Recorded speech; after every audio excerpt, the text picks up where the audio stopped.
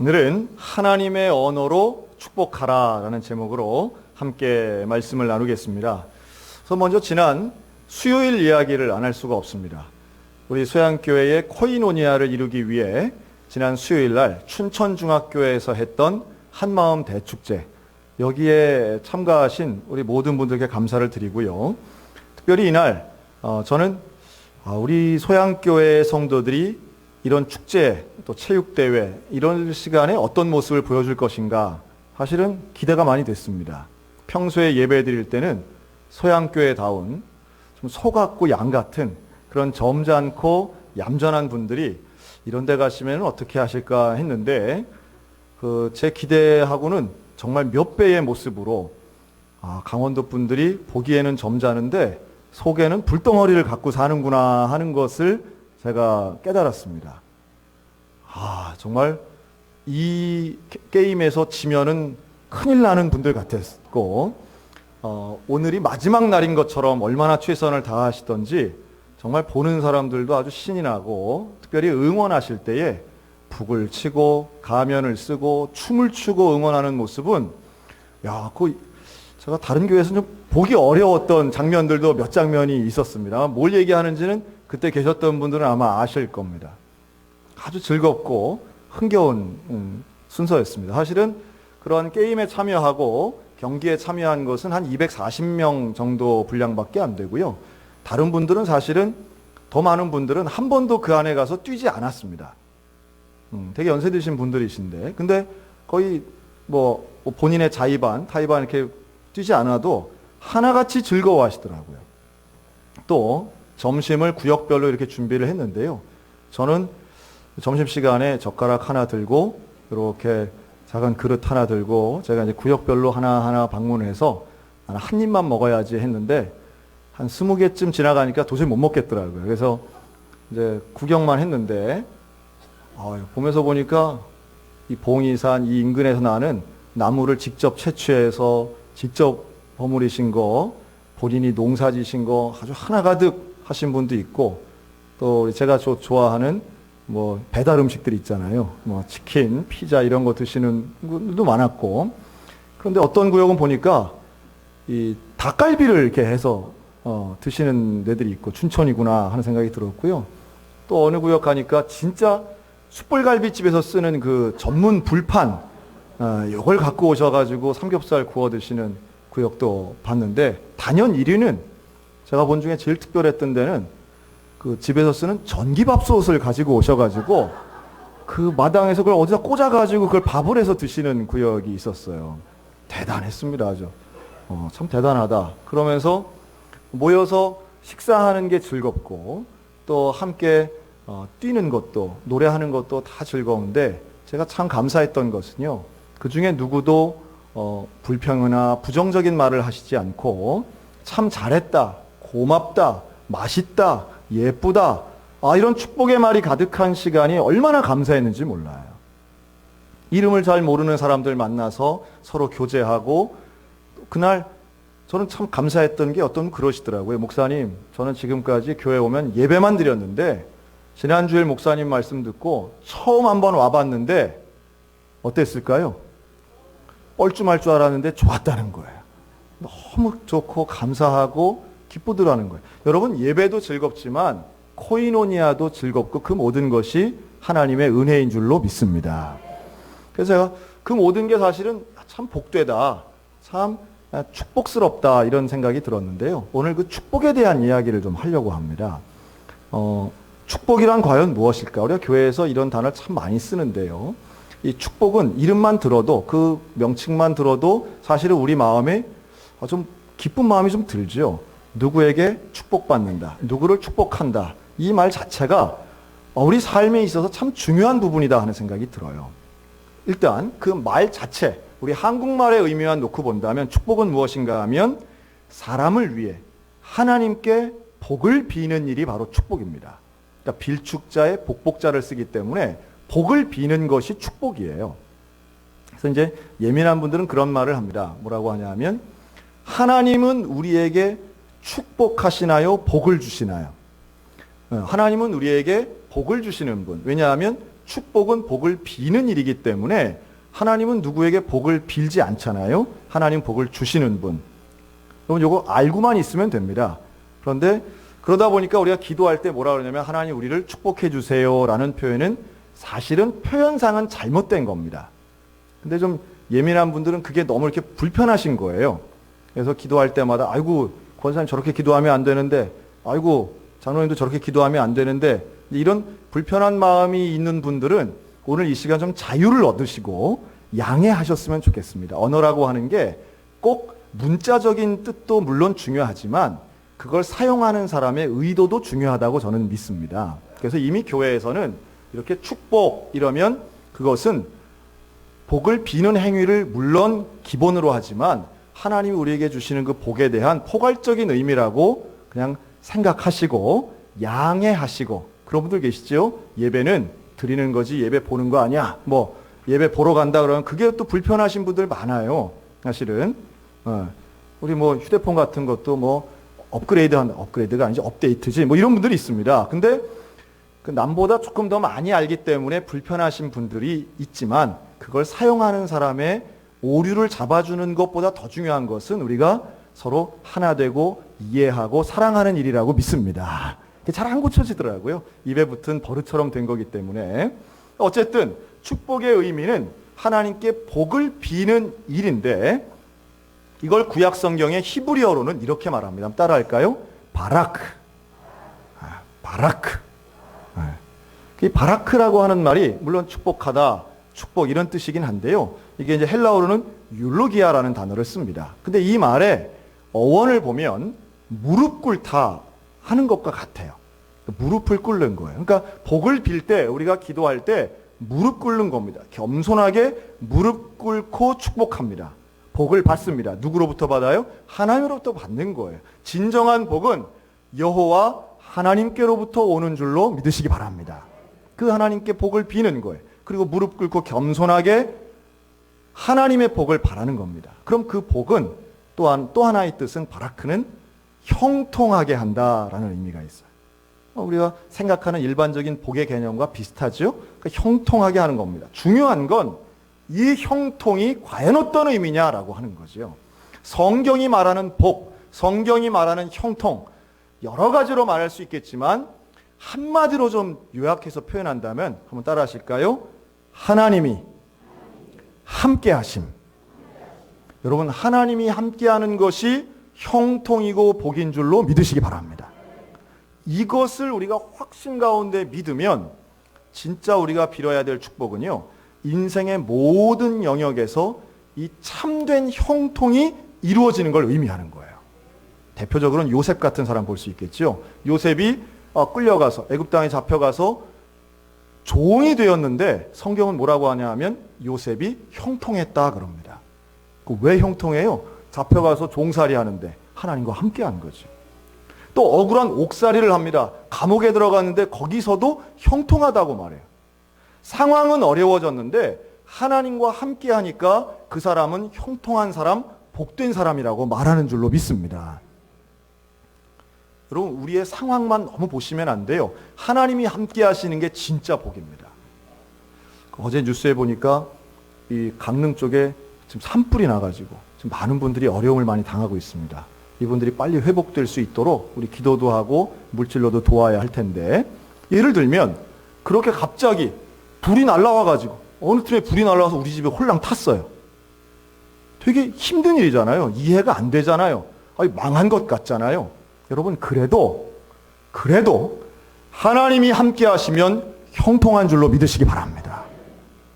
우리는 생각에 사업이 잘 되고 시험에 합격하고 내 몸이 건강하고 일이 술술 잘 풀리는 게 형통이라고 생각하지만 성경은 절대로 그렇게 얘기하지 않습니다.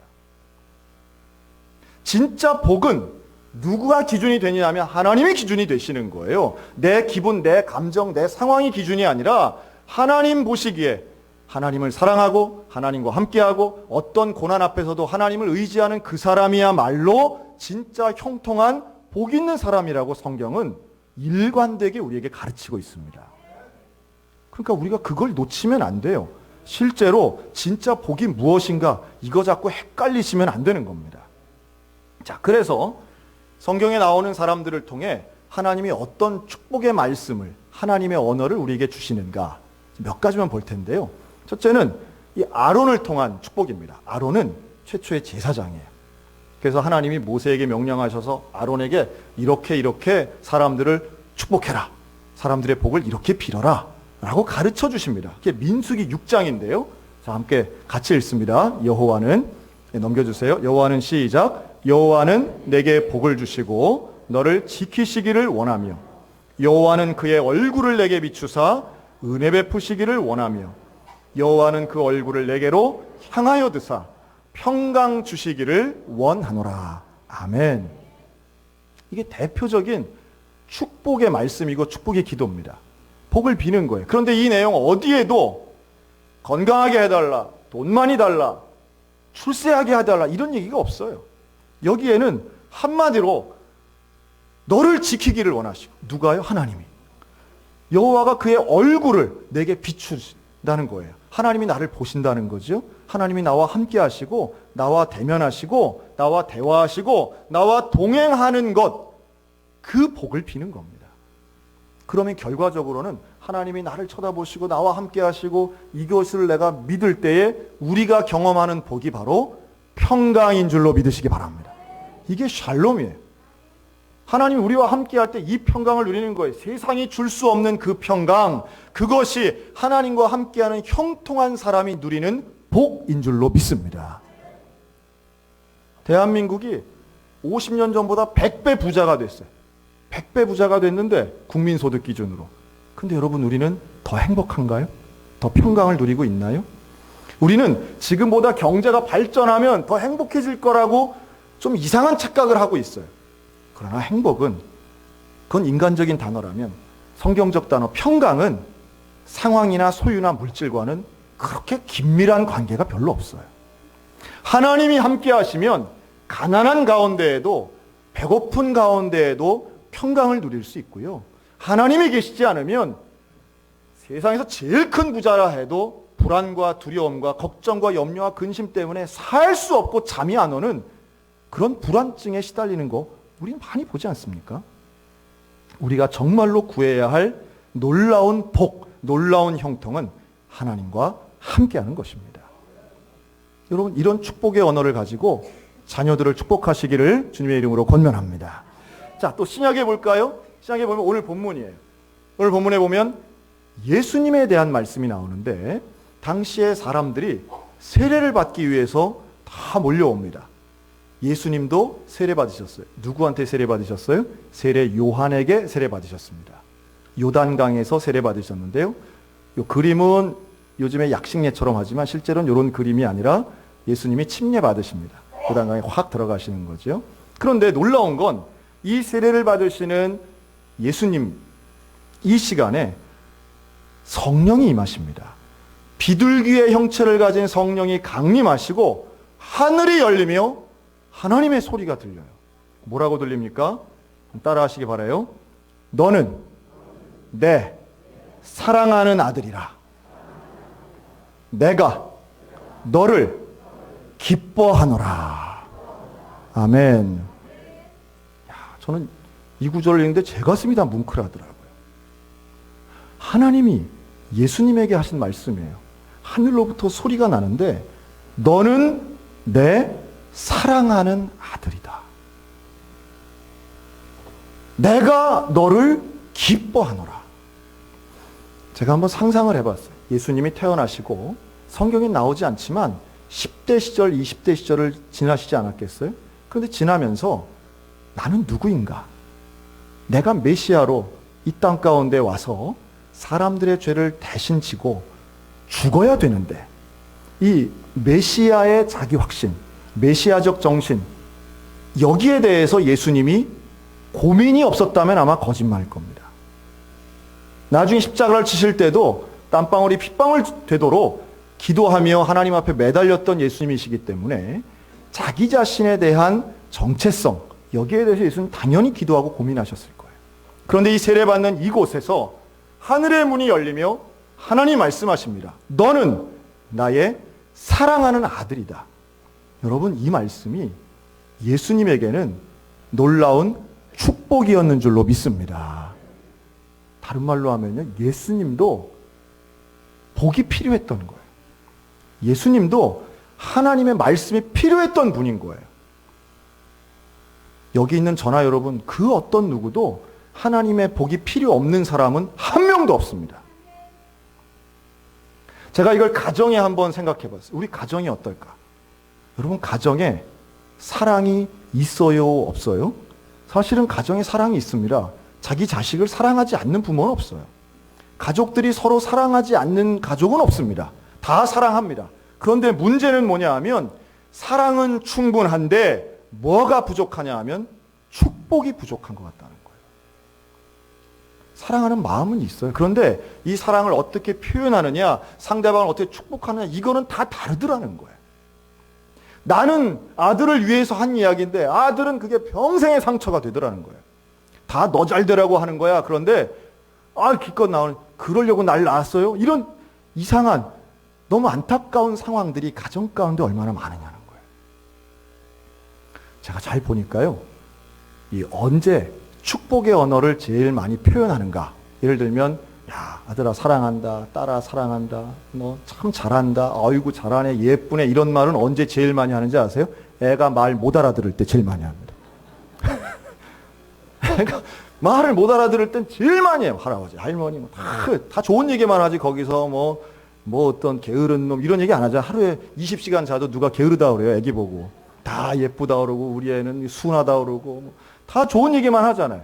근데 언제부터 그런 축복의 말이 줄어드는가?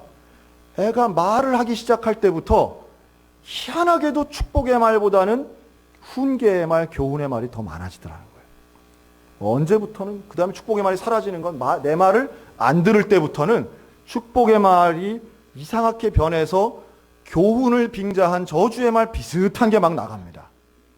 누굴 닮아서 이랬냐, 뭐 어떻게 됐냐, 내가 너를 어떻게 키웠는지 이럴 수가 있느냐. 그런데요, 사실은 어릴 때는 물론이고 장성해서 사실은 축복이 더 필요한 겁니다.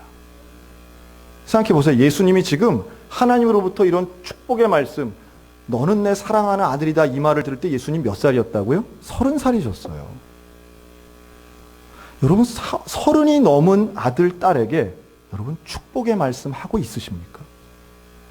장성한 자녀와 정말 건강하고 복된 관계를 누리고 계십니까?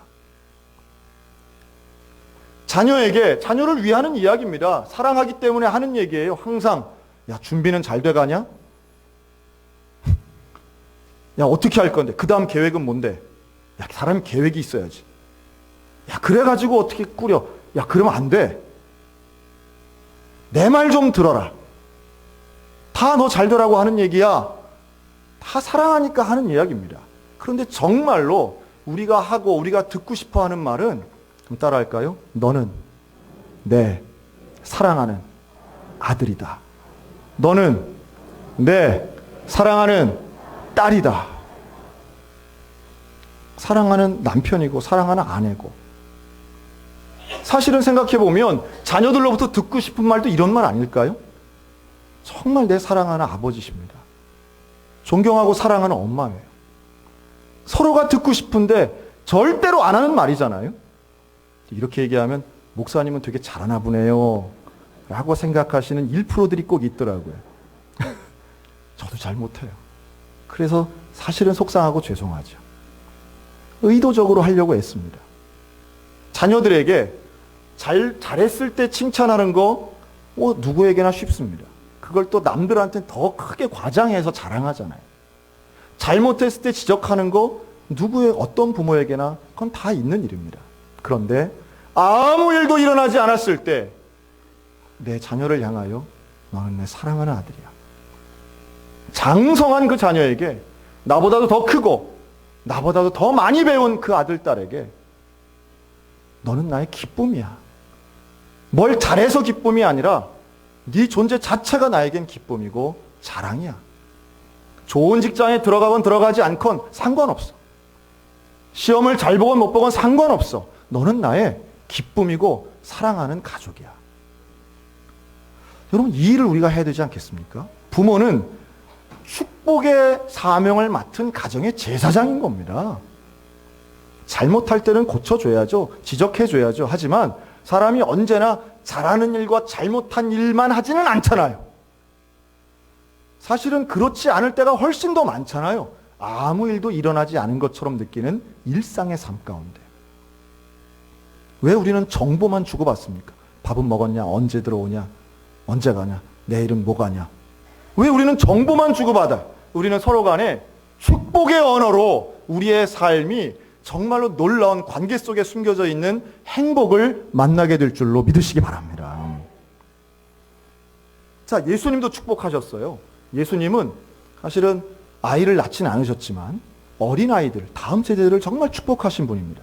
사람들이 예수님에게 자기 자녀를 데리고 와요. 그래서 만져주기를 원하고 축복해주기를 원합니다. 그랬더니 제자들이 꾸짖는 거예요. 야, 귀찮게 여길 왜 오냐? 그때 당시에 어린이들은 사람이 아니거든요. 사람이 인격이 아닌 거예요. 그래서 무시당하는 거예요. 쫓겨나가는 거예요. 그런데 그때 예수님이 이들을 불러 세웁니다. 그리고 진실로 너희에게 이르노니 누구든지 하나님의 나라를 어린아이와 같이 받들지 않는 자는 결단코 그곳에 들어가지 못하리라 하시고 그 어린아이들을 안고 그들 위에 안수하시고 축복하시니라. 마가복음 10장에 있는 이 안수와 축복이 우리 믿음의 가정과 우리 교회 가운데 날마다 넘치기를 주님의 이름으로 축복합니다. 서로 간에 축복하는 거죠. 그러면 복을 비는데 형통하길 비는 거예요. 자, 오늘 제가 축복의 내용을 다시 한번 오늘날에 맞춰서 정리를 해보겠습니다. 참된 형통을 위해 축복하는데, 그럼 저를 따라해 주세요. 능력보다 거룩을 축복하자. 소유보다 믿음을 축복하자. 여러분, 이 나라가, 이 사회가 능력 있는 사람이 부족해서 어려워질까요? 정말 하나님이 원하시는 사람은 능력자를 원하실까요? 저는 능력이 중요한 거라고 봅니다. 능력을 무시하는 게 아닙니다. 어떤 능력, 남보다 잘하는 거, 탁월함, 뭐 인류 이런 거 나쁜 거 아닙니다. 다 좋은 겁니다. 하지만 거룩하지 않다면, 거룩하지 않은 능력은 더 끔찍한 죄를 질 수 있다는 사실을 기억하셔야 됩니다. 차라리 능력이 없다면 큰 죄를 지을 수가 없어요. 그런데 거룩함이 없이 능력만 있으면 그 사람이 가지고 오는 해악은 더 크다는 거예요.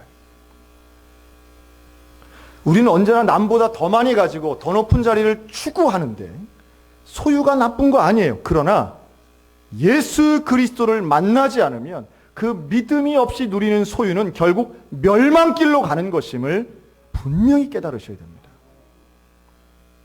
이게 저와 여러분의 고백이 돼야 됩니다. 착각하시면 안 돼요. 내 자녀가, 우리 애는요, 교회는 안 나오는데 잘 살고 있어요. 여러분, 이건 심각한 얘기입니다. 목사님, 우리 애가 이번에 취업이 됐어요. 아유, 고시에 합격했어요. 야, 잘 됐네요. 축하드립니다. 근데 그걸로 끝이에요. 잘 되긴 했는데 그건 진짜 잘 된 게 아니라는 거예요. 하나님을 믿지 않으면 오히려 그 많은 소유가, 오히려 그 빛나는 명예가 하나님으로 돌아올 수 없도록 만드는 경우가 얼마나 많은지 몰라요. 자기는 여유가 있으니까, 자기는 편하니까, 자기는 누리며 사니까 하나님 필요 없다고 생각하는 사람들이 얼마나 많은지 몰라요. 어찌 보면 소유가 없어지기 때문에 주님께로 돌아온다면 그것이 형통인 줄로 믿습니다. 저도 저희 아이들이 공부 잘했으면 좋겠어요. 저도 저희 아이들이 좋은 데 취업했으면 좋겠어요. 그런데요, 저는 그런 거 가지고는 그렇게 심각하게 고민하진 않습니다. 기도할 뿐이긴 하지만 정말로 제가 고민하고 가끔씩 심각하게 걱정하는 것이 있다면 우리 아이들이 지금은 목사 부모 밑에서 교회 오고 신앙생활 잘하고 있지만 30살 넘고 40살 넘고 쉰이 되었을 때 혹시라도 이 아이들이 믿음 잃고 교회를 떠나고 하나님을 부인하는 사람이 되면 어떻게 할까? 저는 그런 걱정을 한번 생각하면 정말 잠이 안 옵니다. 무엇이 중요하고 무엇이 심각한 것인가를 우리가 다시 한번 새롭게 깨달아야 됩니다. 정말 축복해야 되는 내용이 무엇인가? 이 나라를 위한 축복이 무엇이고 공동체를 위한 축복이 무엇인가? 여러분 다시 한번 우리 가정이 거룩한 가정 되시기를 주님의 이름으로 축원합니다. 정말 예수 그리스도를 믿는 순결하고 성령 체험 나오는 성령을 체험하는 거룩한 고백이 있는 믿음의 가정들 다 되시기를 주님의 이름으로 간곡히 축원합니다. 그게 우리에게는 축복의 내용이 돼야 돼. 이걸 위해서 기도해야 됩니다. 이거 위해 기도해야 됩니다. 간절히 기도해야 됩니다. 여러분 언제 기도할까요? 자, 우리 옆 사람 보고 내일부터 오전 5시 특별 새벽 기도회. 제가 늘 얘기하죠. 하여튼 이번 주에는 우리 자주 만나는 거예요. 춘천 중학교에서도 만나고 내일부터는 우리 여기서 만나는 겁니다. 그런데 특별 새벽 기도회는 누구를 위한 기도회일까요? 사실 저는 특별 기도회건 안 특별 기도회건 새벽 예배를 해요, 안 해요? 합니다, 저는. 근데 굳이 특별이라고 붙은 것은 자, 옆 사람 보고 저인 것 같습니다. 저한테 하는 얘기 같아요. 기왕이면 우리 함께 좀 나오시면 좋겠어요. 우리가 기도해야 할 간절한 제목들이 있지 않겠습니까? 우리 자녀들, 가족들, 우리 가정을 위해서 기도하고 또 대한민국 위해서 기도해야 됩니다. 그렇게 기도할 때에 거룩의 역사가 또 우리 가운데 놀라운 믿음의 능력이 발휘되게 될 줄로 믿습니다. 내게는 힘없지만 하나님이 인도하실 때에 그런 놀라운 형통의 역사가 우리 가정 가운데 분명히 이루어질 수 있는 거예요. 오늘 그런 기도를 할 텐데요. 특별히 축복의 기도를 하는데 여러 방법이 있지만 성경에 보면 이런 기도가 나옵니다. 레위기 9장에 보면 아론이 백성을 향하여 손을 들고 축복함으로 속죄제, 번제, 화목제를 필하고 내려오니라. 모세와 아론이 회막에 들어갔다가 나와서 백성에게 축복하며 여호와의 영광이 온 백성에게 나타나며 불이 여호와 앞에서 나와 단 위에 번제물과 기름을 사른지라. 온 백성이 이를 보고 소리 지르며 엎드렸더라. 어떻게 기도했대요? 손을 들고 기도했대요. 여러분 우리가 예배 시간에 가끔 손 들고 기도할 때가 있습니다. 손 들고 기도하는 건 이 행위 자체에 무슨 능력이 있다기보다 성경의 많은 부분에서 손을 들고 축복하며 기도하는 것이고 또 하나님이 그것을 구분되도록 만드신 거예요. 그러니까 우리가 기도할 때 굳이 손을 모으고 굳이 눈을 감는 이유가 있다면 기도에 조금 더 집중하기 위한 것이지요. 뭐 눈 뜨고 기도해도 됩니다. 손 꼭 이렇게 안 붙잡아도 됩니다. 그러나 손을 들든지 손을 모으든지 하는 이러한 육체적 행위를 통해서 간절한 기도를 가지고 우리의 삶이 정말 축복으로 갈 수 있다면 하나님의 언어와 간절한 기도를 통해 하나님이 약속하신 놀라운 형통, 진짜 복을 누리는 저와 여러분들 다 되시기를, 우리 믿음의 축복된 가정 되시기를 주님의 이름으로 축원합니다.